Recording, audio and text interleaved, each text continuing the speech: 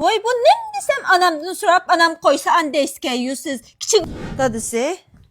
Öynün tamqını yeyip zirkip kaldım. Bir açık çocuk benim yüküm küp kaldı. Bir hol koyup çıkala kopan kişep.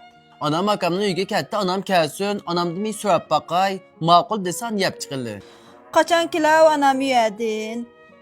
Anamның uyga chiqmag'ili bir ashkaychi ulab ketdi sizga. Ma chapanli kishingam hamisi anam bilan bir ko'rishib kishilar uyga chiqib. Anam kelsin, anam ma'qul desan chiqili. Voy bu ne desem anamdan sorap anam koysa anda iskeyüsiz. Kichik olamazsiz. Nemişki bir üzünüz tikip üzünüz pichip kılanmamsızsa. Nemi tamak etip mi nemi yiyiniz var desem mi? Anam nemi yesin ben şunu yiyetme anamdan sorap bakay deysken. Ma kiyim uzken mani eprin mani kişitme desem mi? Anamga köstük bakılı anam unusu epi deysken. Nem degeniniz ha? Kim depdim ha? Anamdan so'ray deganimni xatoma hamda. Men hata demegentimi tehi?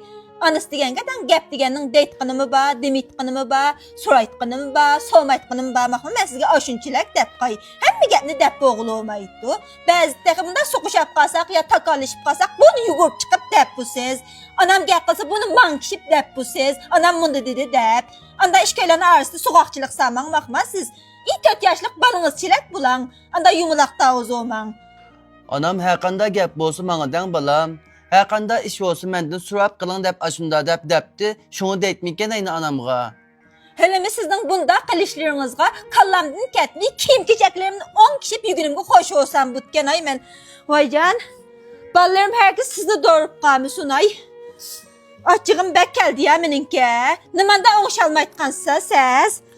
Kevser'nin 21 gazlık ana suyunu bir içiya men. Biz hanım kızı bek yaktırıp içitimiz bu sunu bek içişlik.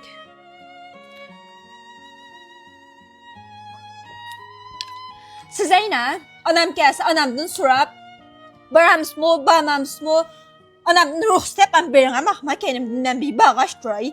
Açık tutuatken ben sizin kaşınızda tutsam.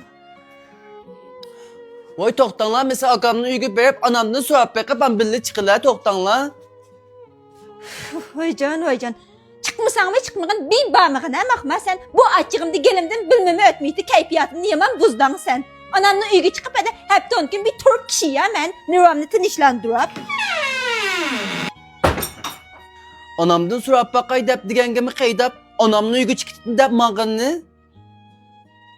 Ya men xato qilmasam,